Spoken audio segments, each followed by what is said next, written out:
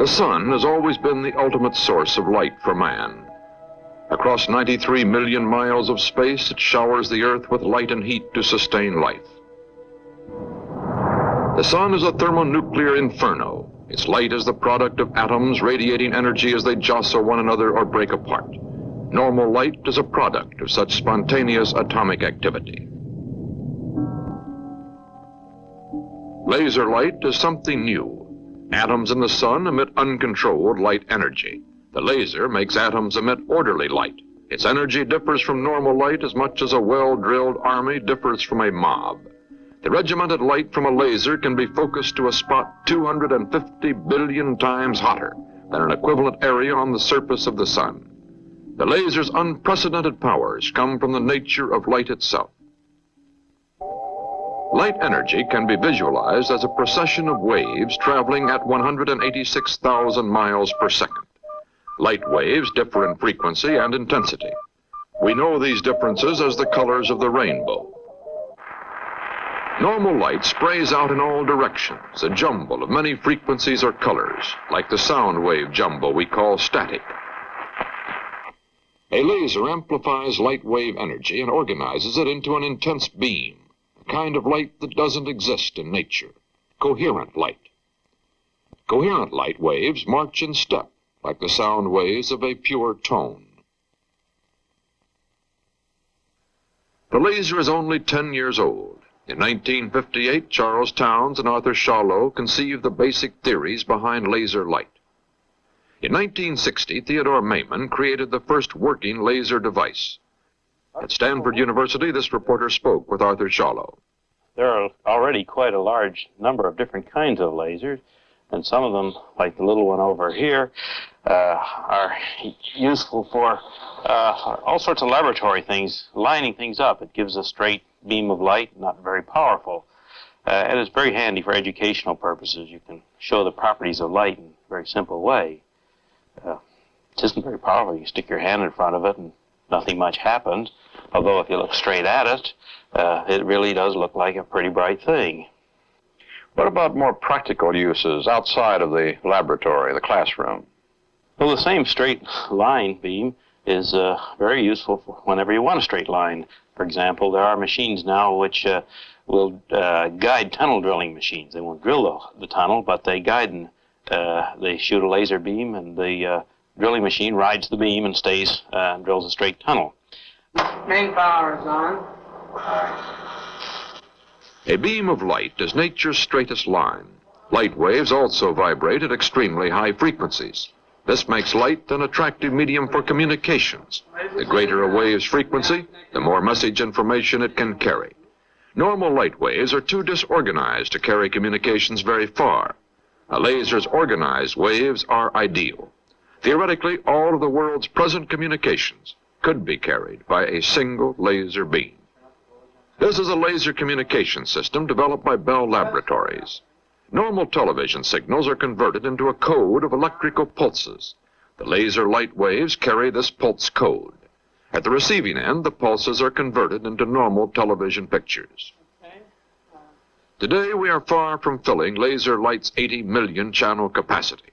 By the 21st century, however, picture phones in every home and personal computers may demand laser communications. Despite its vast communications capacity, laser light is still light. Any obstacle can interrupt it, a human hand, a mountain, or clouds in the atmosphere. Messages carried by unprotected laser light would be in constant danger of interference. One solution is to create a laser pipeline. There remains the problem of guiding the beam in the pipe and keeping it in focus over great distances. Even the best glass lenses absorb some of the light and weaken the signal. Bell Labs scientists have come up with an ingenious solution to this problem, a lens, seen here in cross-section, that uses the density of air rather than the density of glass to focus the beam. An increase in air pressure increases air density. Changing the density focuses the laser beam as it passes through the air in the pipe. This communication system uses a continuous laser beam. There is a second form of laser energy, the short pulse. This laser at Corad Corporation is used to balance the rings of a gyroscope. A laser pulse, lasting for 50 millionths of a second, creates a 3,000-degree hot spot on the ring surface. This temperature vaporizes tiny bits of metal, correcting the balance of the ring. Pulse lasers have unique advantages as welding tools. In 3,000ths of a second, this laser welder can focus 5,000 degrees onto an area less than the diameter of a human hair. It creates a perfect weld. Chemical waste products are vaporized before they can contaminate the joint.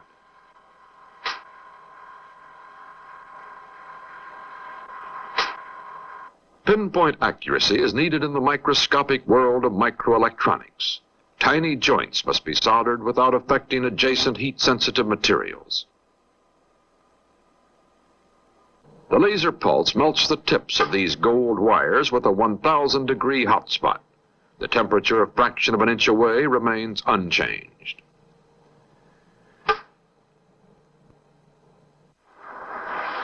Every year, Western Electric produces 30 million miles of thin electrical wire for telephones. The wire is pulled through tiny holes drilled in diamond dies until it is 1/2 the diameter of a human hair. Drilling a microscopic hole in a diamond used to be a tedious day-long process, using steel pins coated with olive oil and diamond dust. A pulse laser has changed all this. The day-long drilling process has been reduced to a few minutes.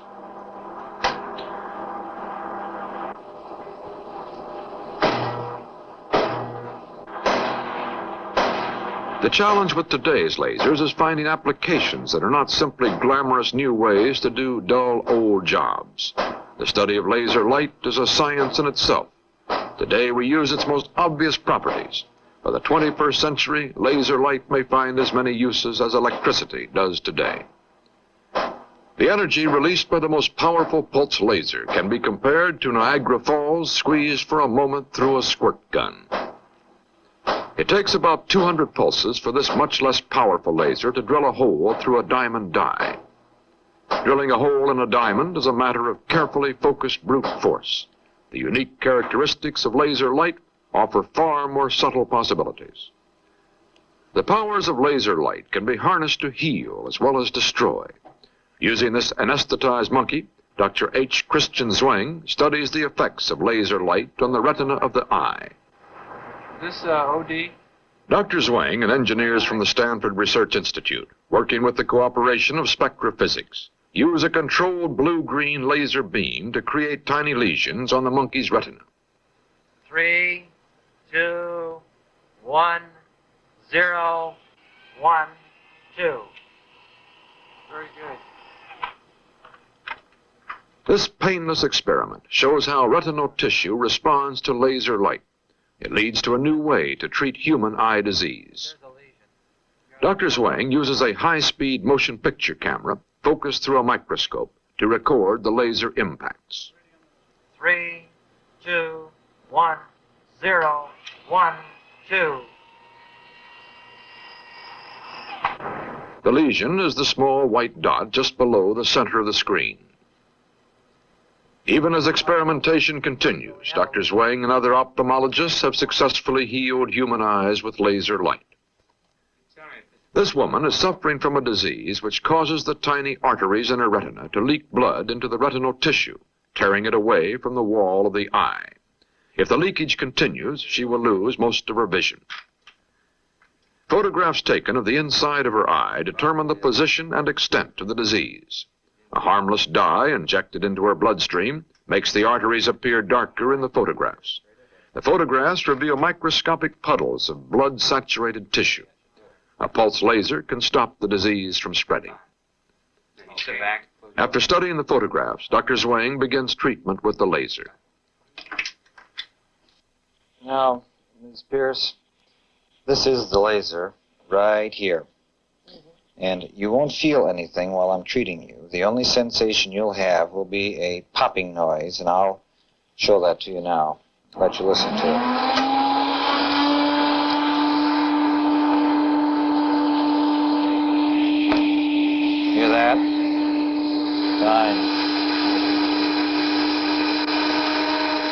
Now I'll show you the laser light on the ceiling. I'll fire it for you.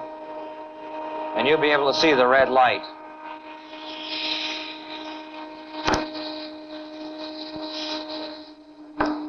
Okay. The red pulses create microscopic burns on the retina. The burns tack down the area around the leak so it can't spread. That's 125 narrow beam. Look right up for me. Look over toward me. Over this way, Miss Pierce. Now hold it, hold it. And again. Excellent.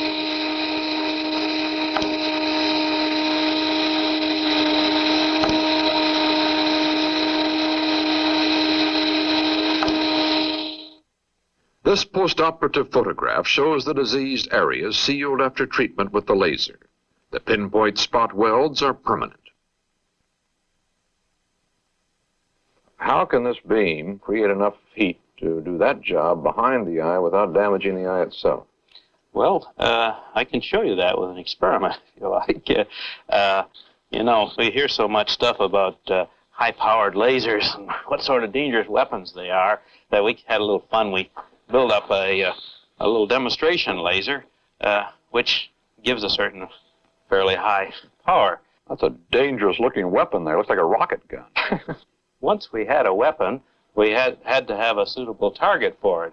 And just about that time, we went to the zoo and got a balloon for the children, and it turned out that there was a mouse in it. You know how mice get into everything. However, we had our more or less trusty laser, and we were able to dispose of it. Now, tell me again how that happened.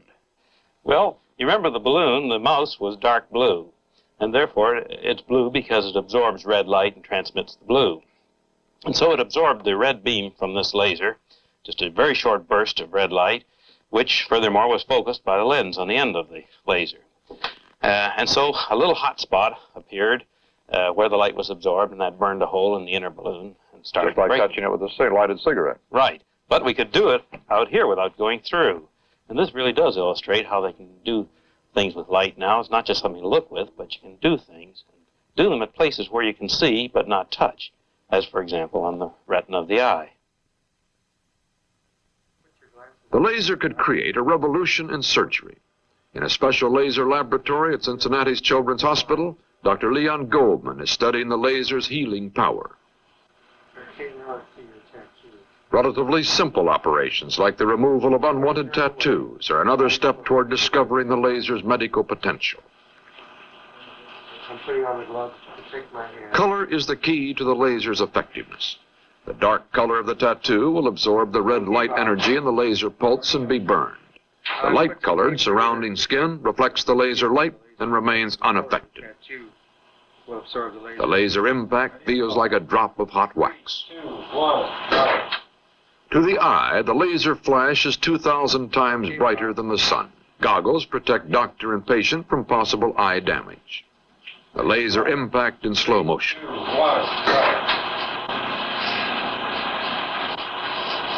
Okay, Bob. Starting up. Ready to fire. 3, 2, 1, start. Okay, that was good. All right, let's rest. Here's the result of your These burns will heal. treatment. If the treatment is successful, the tattoo will be gone. Similar results have been achieved with serious skin diseases. Okay, Jim. Ready for the laser? This is the world's first laser operating room. Dr. Goldman uses a pulse laser suspended from the ceiling to treat skin tumors. Again, the laser's frequency or color is the key. The amount of tissue destroyed depends upon the length of the pulse. Laser surgery is still highly experimental. By the 21st century, a searing beam of laser light may join the scalpel as an essential surgical tool. Okay.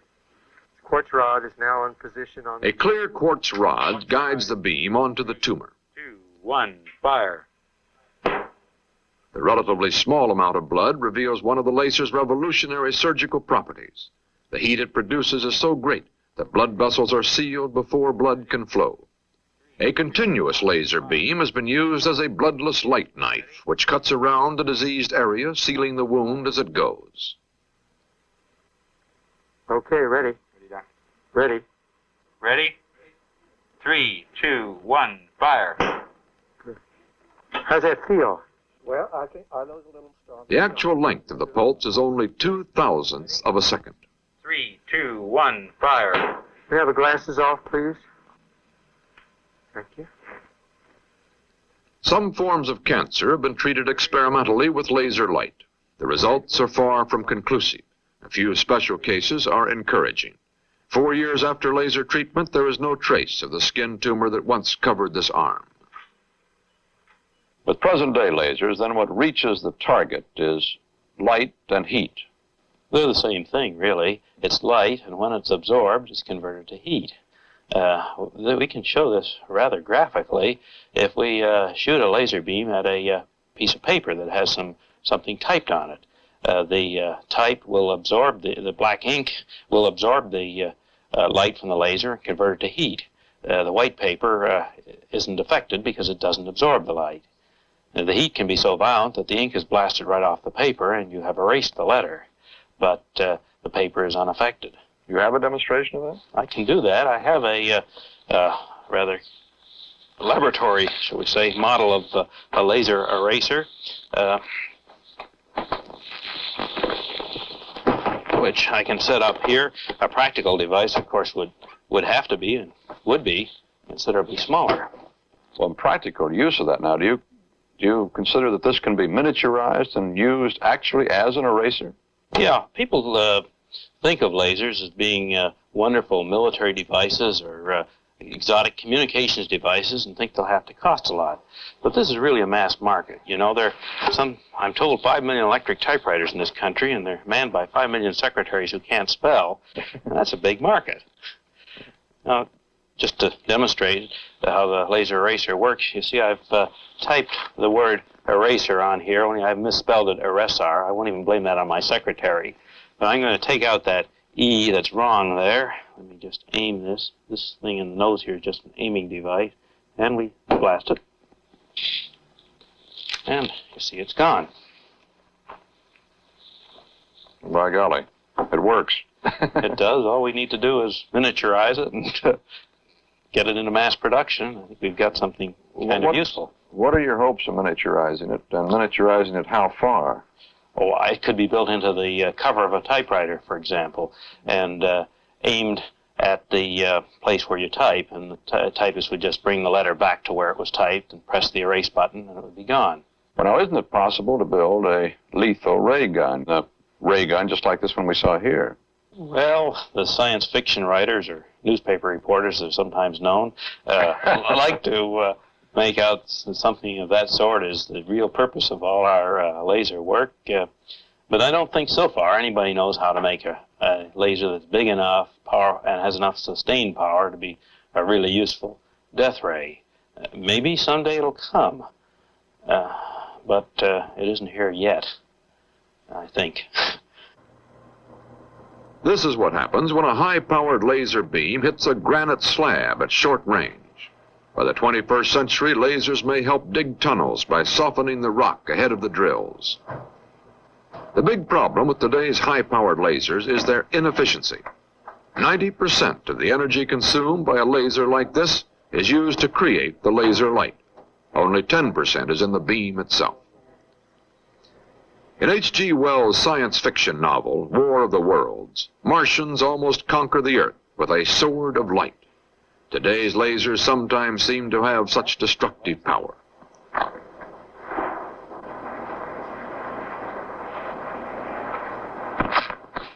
To do this job a mile away, however, requires more power than New York City uses in a year. At close range, a laser cuts asbestos like paper. But light is not only a source of heat and destruction, its energy reveals the world around us. Laser light can create a three-dimensional image so real you can see around it. This is the revolutionary new kind of photography called holography.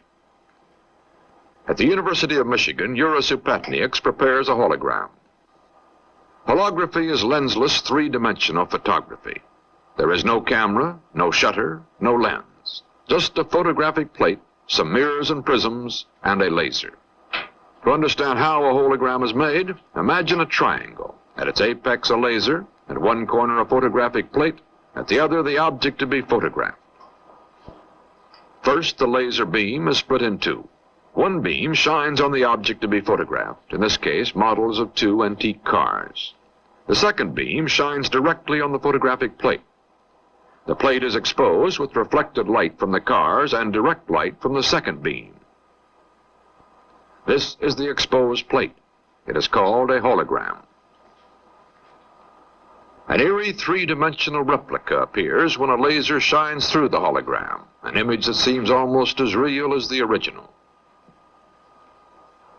Holography was originally conceived by physicist Dennis Gabor in 1948, but it took the invention of the laser's coherent light 12 years later before the first hologram was possible. Holography is the first totally new technology to develop from laser science. Today, its potentials are vast.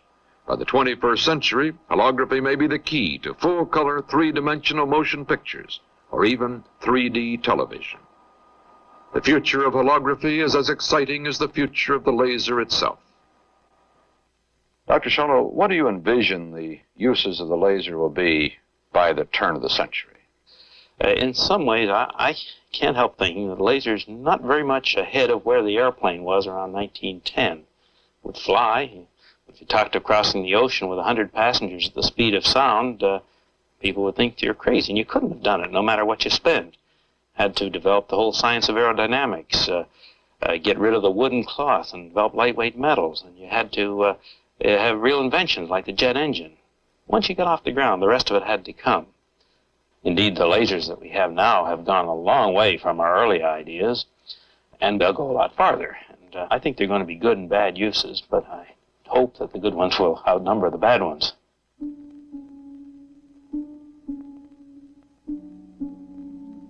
The laser today, in a sense, is a solution seeking a problem. It is here, but its real potential has not yet been realized. Its ultimate uses wait to be discovered. The creation of the laser was an ancient dream come true, the ray of light that heals, the sword of light that destroys your enemies. The laser today stands on a technological frontier, a frontier we are only beginning to explore. Where the laser's fantastic light will shine is a challenge we face as we move into the 21st century.